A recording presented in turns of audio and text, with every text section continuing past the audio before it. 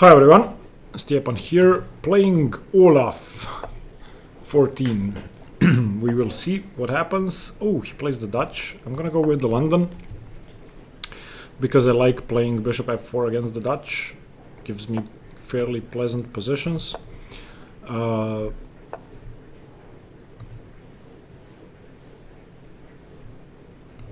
don't think I have to go h3 just yet. Do I go c4 or not? He wants to go e5. I'm gonna go h3, just playing against e5. The threat was knight h5, and then if I move my bishop, a quick e5. Okay. Now do I go bishop d3 or c4 or knight d2?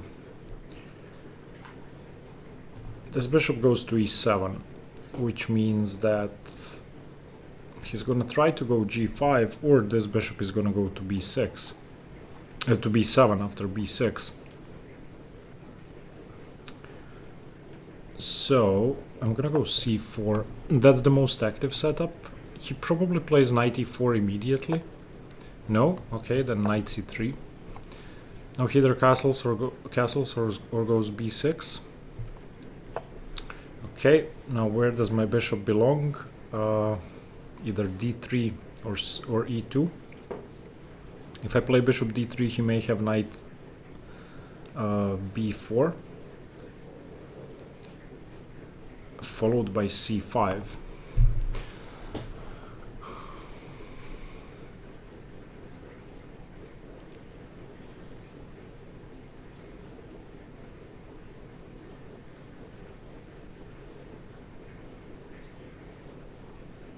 Okay, still, he can go knight b4. I'm gonna go bishop b1, keep the bishop on that diagonal, and then go a3. I don't want to waste time on a3 unless I have to. Okay, now rook c1, and if knight b4, then my bishop is not interfering with my rook. I don't know what a6 was about. I feel like b6 was necessary, or at least more precise, because he never has b5.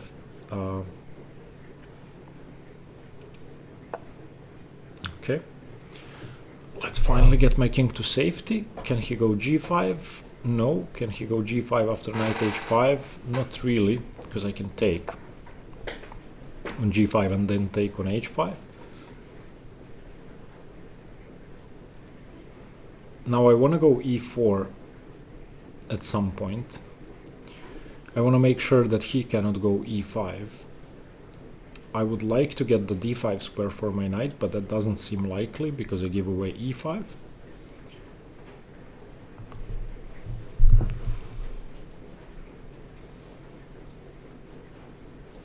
He probably didn't play b6, bishop b7 because he was afraid of knight g5, targeting e6.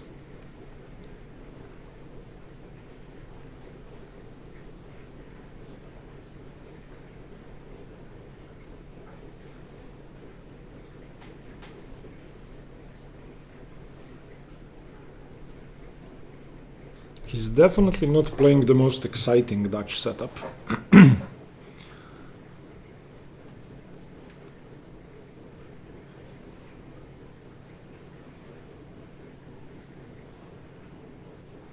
I want to go bishop h2 to preempt. Okay, this I'm not scared of. I just go bishop b1. That's the reason I played rook. Wait, don't I just have DC bishop d6 with the e5 square to follow? Or the immediate knight f4? Usually when people play f5 and c5, the position is extremely vulnerable. So takes, knight f4, let's say bishop, knight e5. Bishop e8,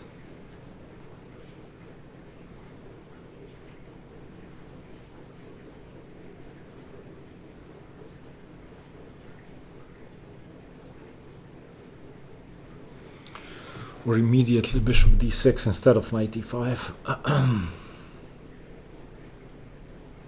Okay, I'm definitely taking. Let's just take and then decide.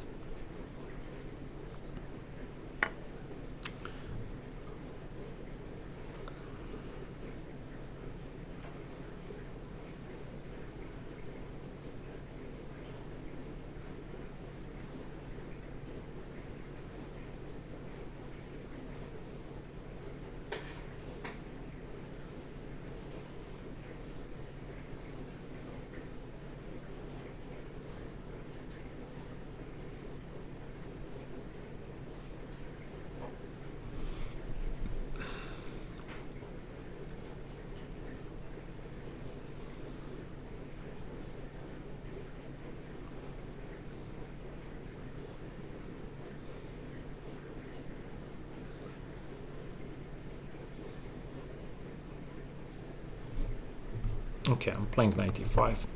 On bishop e8, I'm going queen e2 followed by rook d1. This prevents knight h5. Knight e4 has been prevented. And knight d3 has been defended against even more.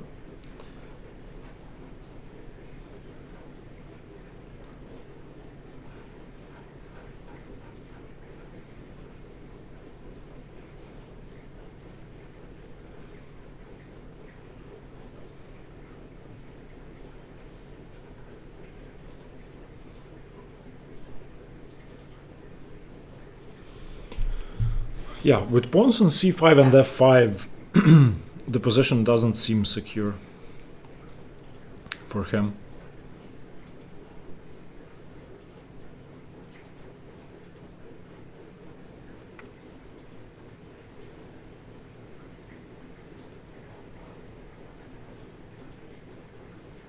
No, bishop c6 loses a piece to a3. So he probably has to go bishop e8. I don't know what the alternative is. Giving up the light squared bishop seems dubious, at least, because my bishop is very strong. And bishop e8 would give him knight h5.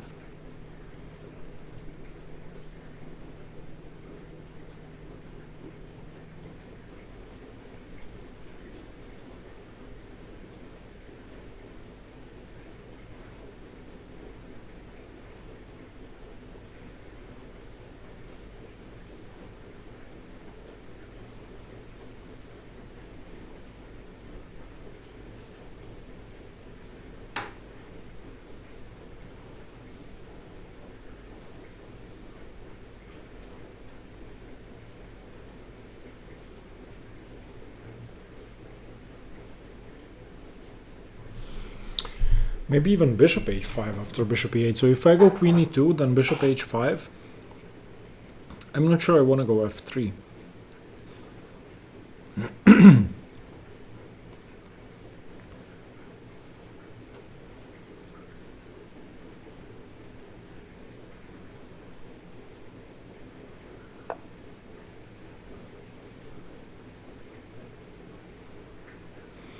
Maybe I can just take over the file by exchanging queens. Or I may be able to go queen f3. But then bishop h5 is very boring, because on queen b7 there's rook b8. And my queen ends up where? Nowhere. So I feel I should trade queens and play positionally. So rook d8, queen d8, rook d8, rook d1. And then we go on from there.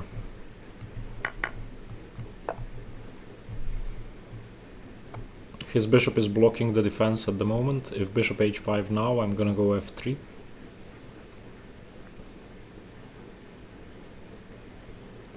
And then I'll probably go a3 to ruin his pawn structure on the queen side.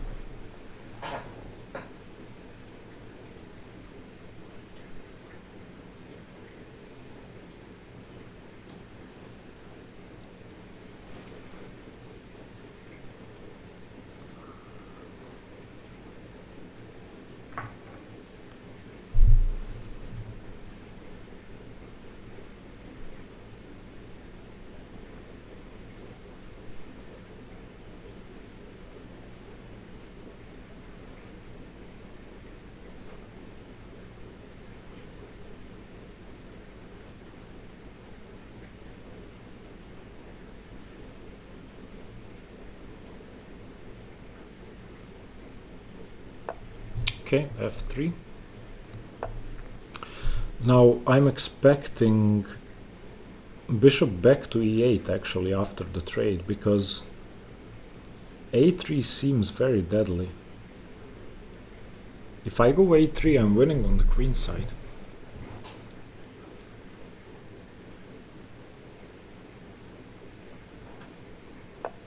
Oof, nice. Okay, so this is now a long-term advantage that he can hardly fight against.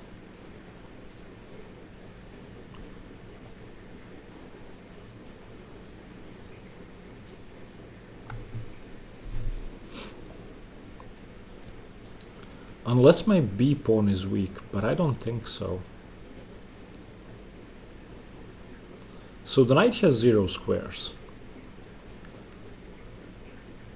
I mean, it could go to d7. I'm looking at knight a4 with the idea of bishop d6 later on in the game.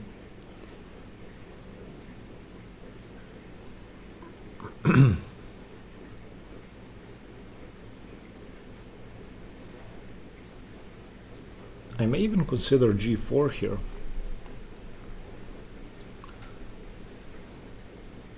Just to isolate his e-pawn.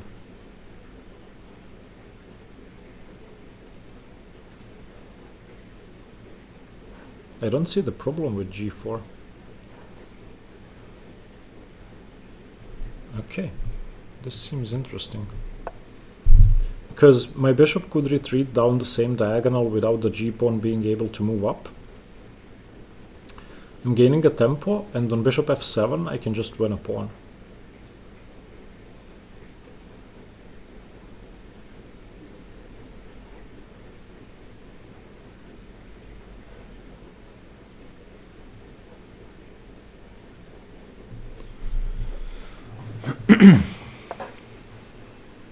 Okay, now fg is never an option.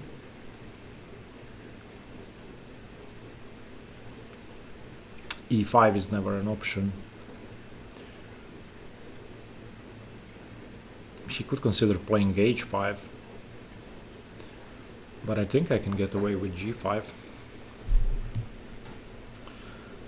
Unless he has knight d7, e5.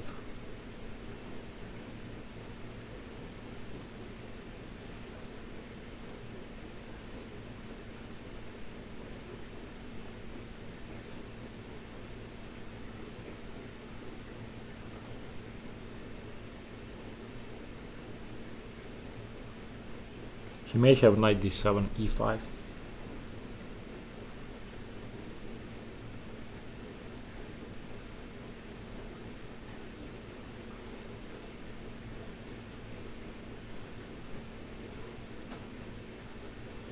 Okay, so let's get my king closer.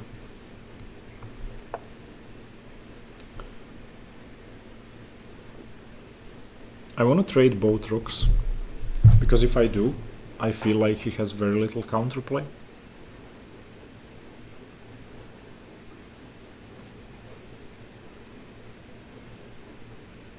I couldn't see a way to improve my position. I don't see a point to knight a4. If he goes knight d7, I can go bishop c7, winning the knight. So that doesn't work yet.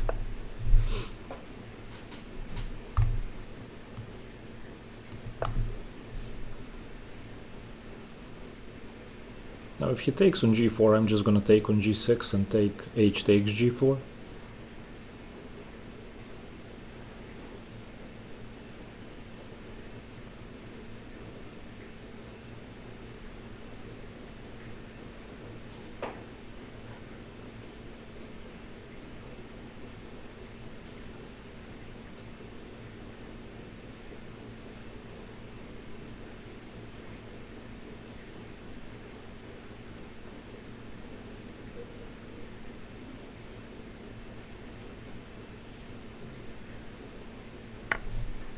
Okay.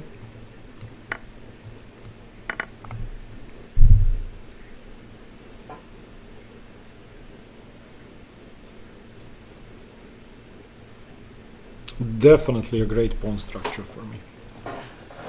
Should be a winning endgame. There are just too many weaknesses for him to deal with.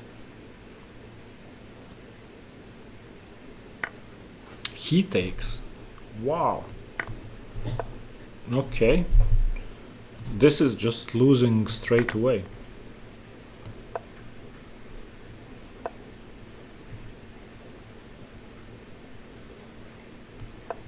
Okay.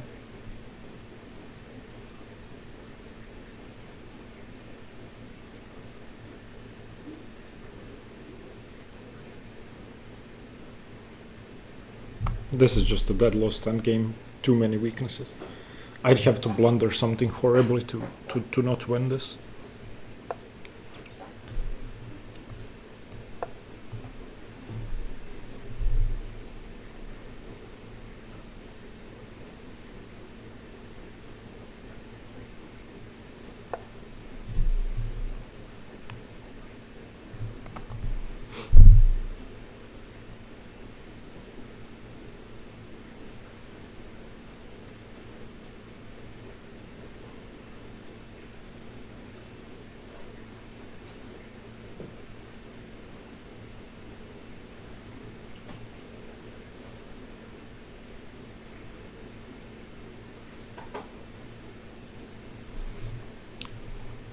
I'm taking with the knight.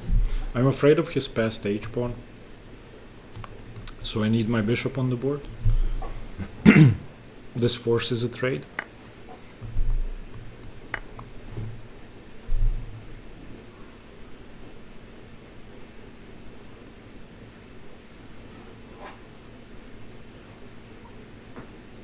The only thing he has in this position is the passed h-pawn. Everything else is in my favor. And that passed pawn isn't going to be enough. What I need to do is get my king to one of the dark squares, and he resigns. If I get my king here or here, that's going to be it. So I'm just going to offer a trade of bishops with bishop d4 at some point. Okay, and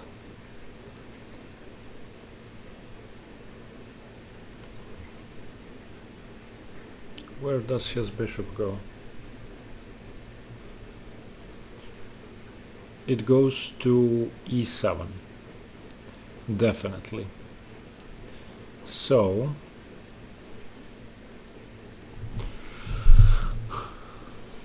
he's gonna go h5, have a passed pawn over there.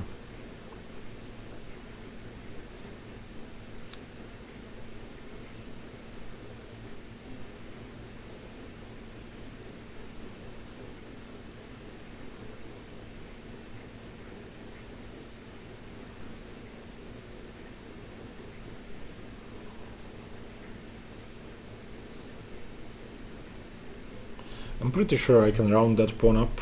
Now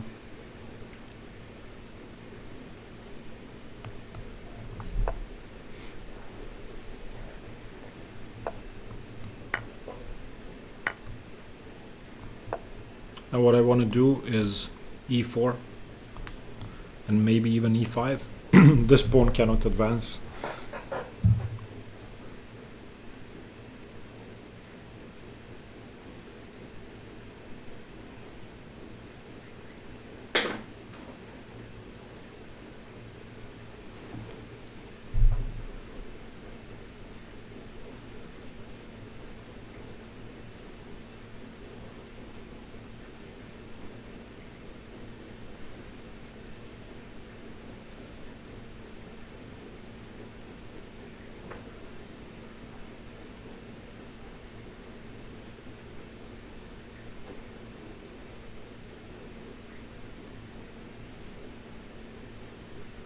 He has 4 isolated pawns. No way the king holds that. And the bishop cannot defend any of them.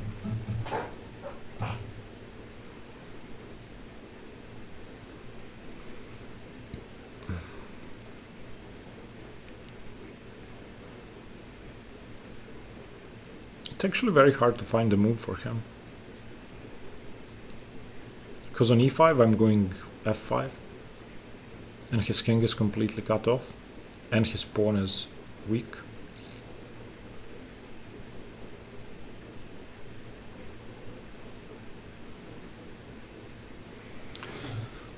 Yeah, this should be it. I don't see any defense for black.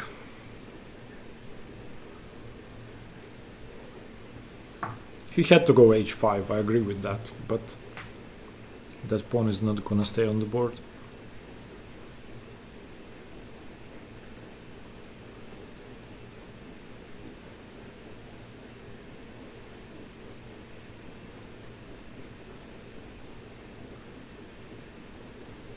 I don't know what he plays. I mean, king c7, that doesn't make sense.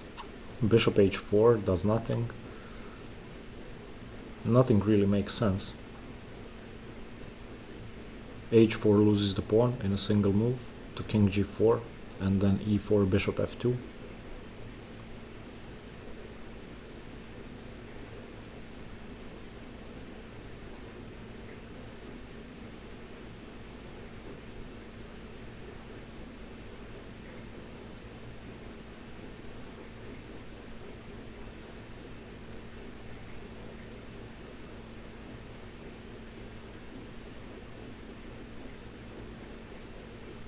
Yeah, I don't see a move for black.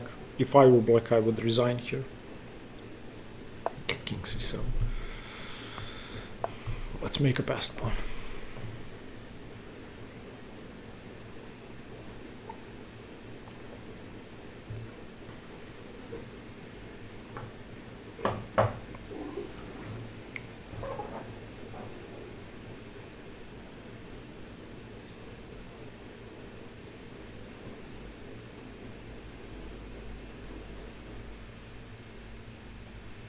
Yeah. I mean, but it was probably losing regardless of whether he plays h5 or not. So now the simplest plan is to go king g3, king h3, bishop f2, bishop h4, and round up the pawn.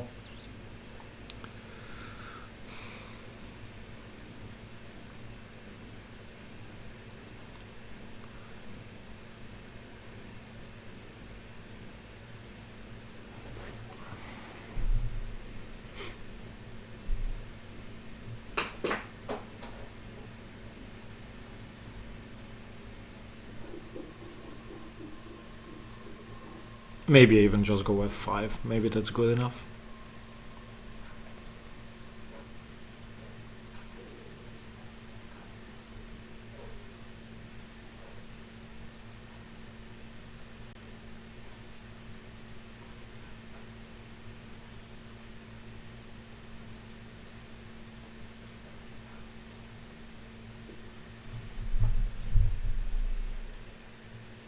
Tough endgame for my opponent. It's, I mean, I know the feeling when you play these in an actual tournament game and you feel so hopeless and you want to resign, but you're not resigning for whatever reason. That's the worst feeling in the world. Okay, if he plays h5, I'm going to go h4, cutting the king off completely. So let's decide on whether we go king g3 or f5.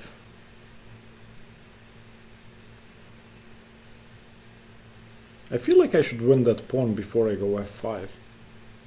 So I'm just gonna win the pawn. I don't see why not. It's not like he's doing something.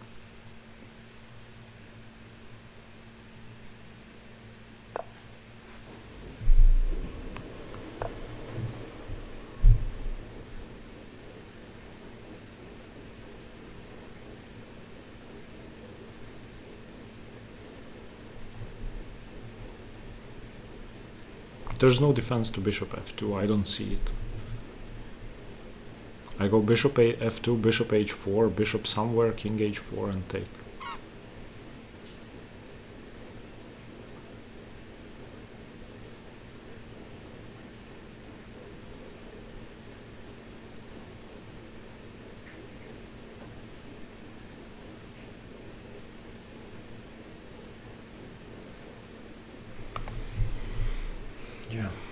He played very quickly.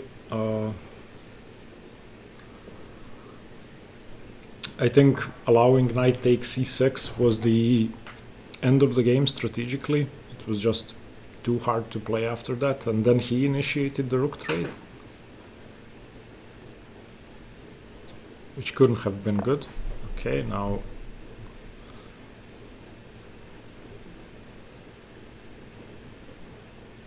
let's just go h4 to prevent h4.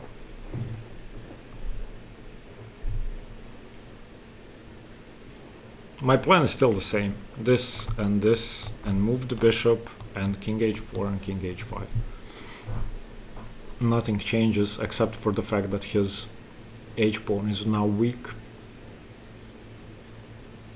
His king has 0 infiltration squares.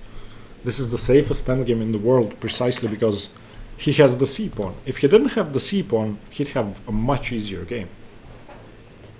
His c-pawn allows me to go h4 without any, or a4, sorry, without any consequences.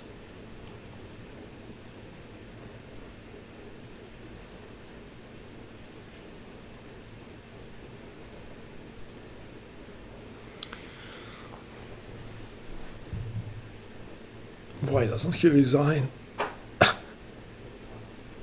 I mean, I know why, but it's hard to... I don't feel the same way. Like when I'm playing a tournament game, I feel absolutely hopeless. But when it's a training game, I'll just resign and I will not feel bad about it. If he plays king d6, I'm going e5 to prevent king c5.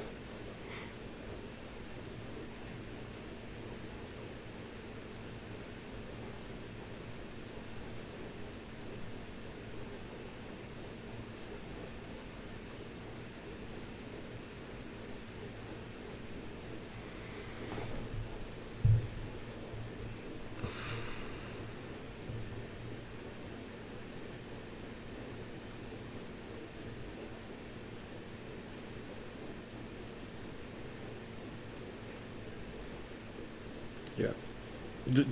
The worst thing is that he has no moves. What does he do? There's no hope for counterplay. That's the worst part.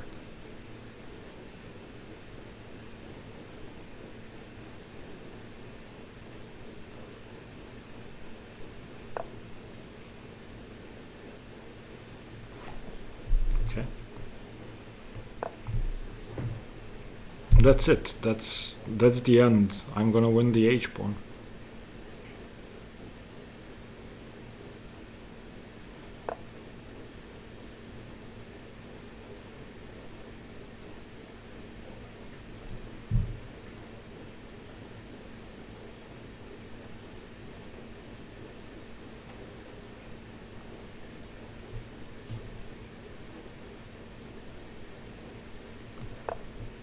So now I go e5 and then take the pawn.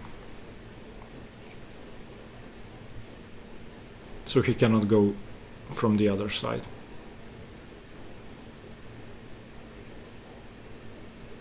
He has to play king b6 here.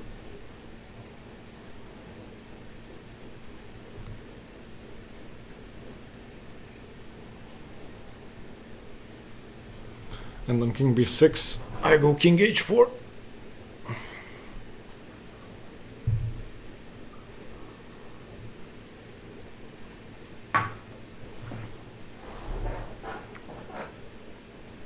Or he could not go king b6 and just give up a pawn, but...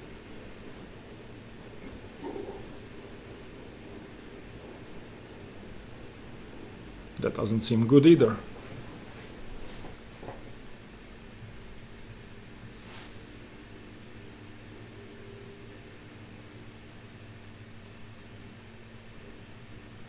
If he goes bishop e3, I go f5, make a passed pawn. On king b6, I go king h4. On bishop f6, I take the pawn on a5. Yeah, there are no moves.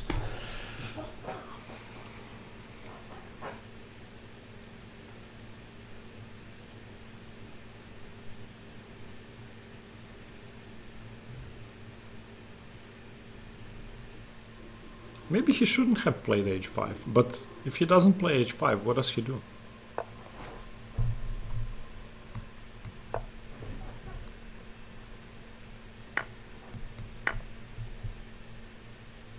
He cannot save both pawns.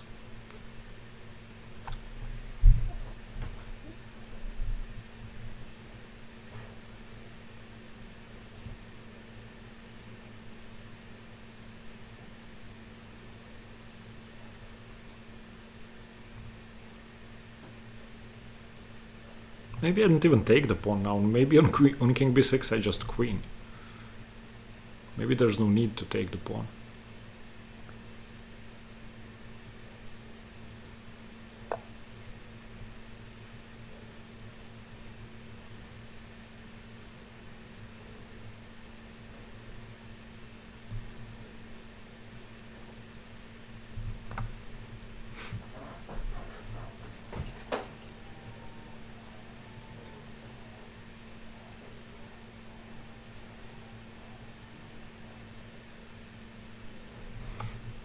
Should I let him take my f-pawn?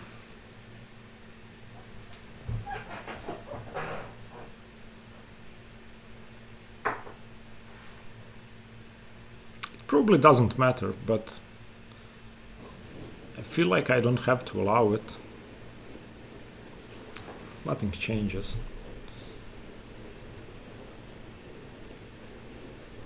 Yeah, so I'm just gonna take the h-pawn.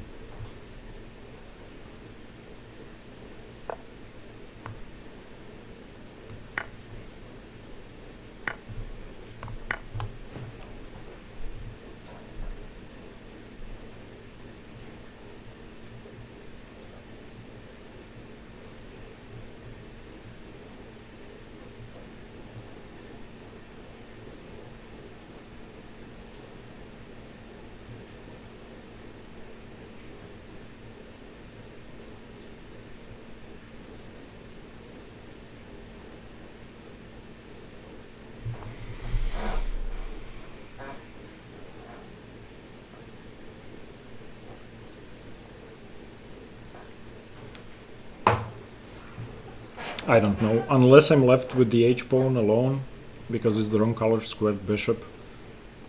This should be easy.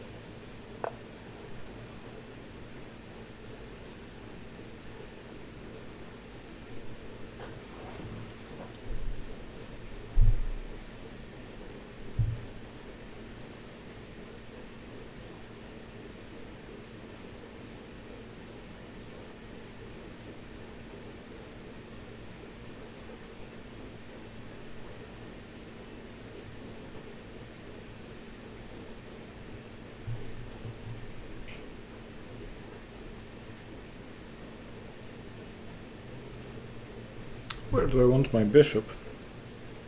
I'm trying to decide between e1 and d8.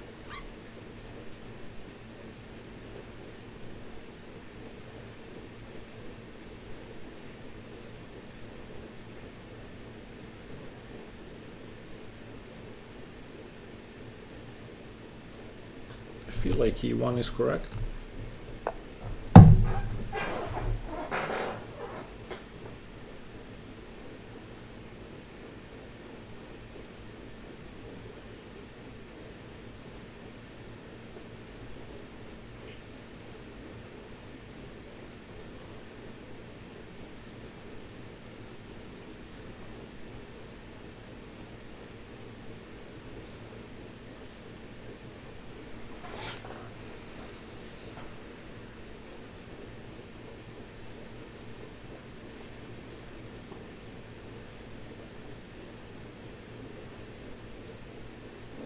Make a move. Okay.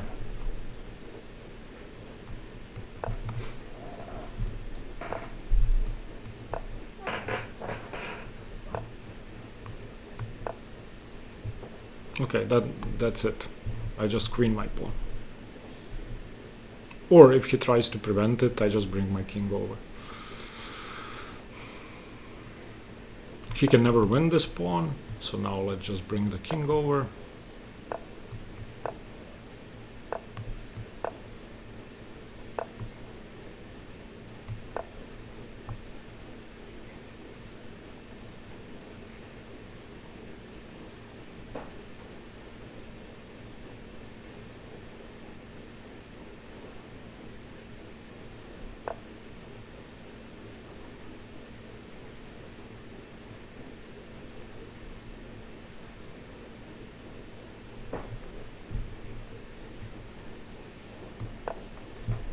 And that's Zugzwang.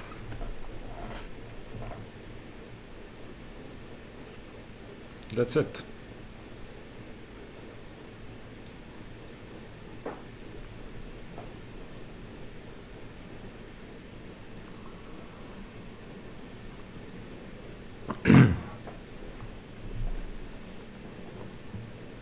Oh, can he take on c5? No, he cannot take on c5. Oof, okay, my king is too close. Okay. I got afraid for a second there. I just queen my a pawn if he takes on c5.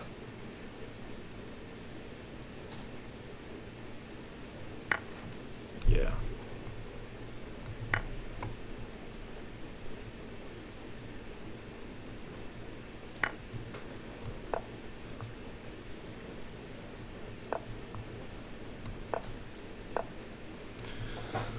Okay, no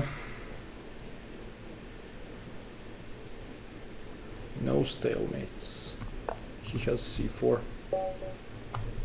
Okay, the endgame was easy. I mean, he should have resigned a while back.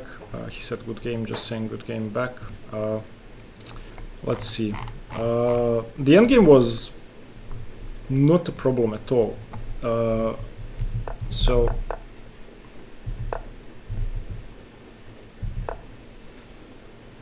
weird setup.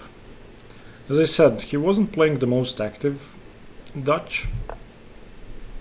Knight c6 has never been played. Okay. So h3 is okay. c4 is best, has to be. Bishop d3, fine. The engine wants me to castle. I played rook c1, which is okay. Castles. Yeah, if I have the b1 square without blocking in my rook, then knight b4 doesn't make much sense. And c5 is plus 1.6. Taking is okay, although rook e1 was better. Now a3 straight away. Why would I play a3? Then I just goes back to c6. I played knight e5, which is fine. Queen b3. Oof. Taking the queens is equal? How is it equal?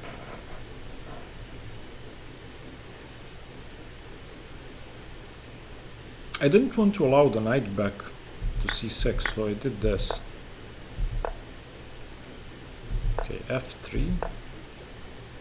a3, yeah, now white has an advantage. This I knew was good for me. Bishop c2. Ooh, bishop c2 is a great idea. Putting pressure on c6, I didn't see that at all. Nice idea. g4, not precise, but okay. King f2, not precise, but okay. So is king e2, bishop takes. And the light squared bishop trade helps me. He took on d1. I don't understand why he would initiate the rook trades. It just seemed like the endgame was overwhelmingly good for me. I just won a pawn by force. Yeah, this is over. That's it. Bishop d4 immediately. Yeah. Bishop d4 immediately instead of king d3 makes more sense because he is forced to trade into a king and pawn endgame or play e5.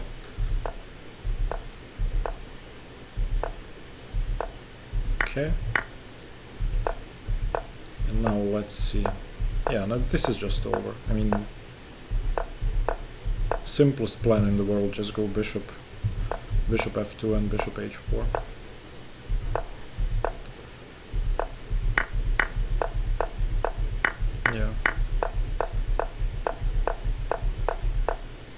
and this is it. Eventually he's in Zugzwang. The only thing I have to worry about is if my king is too far away.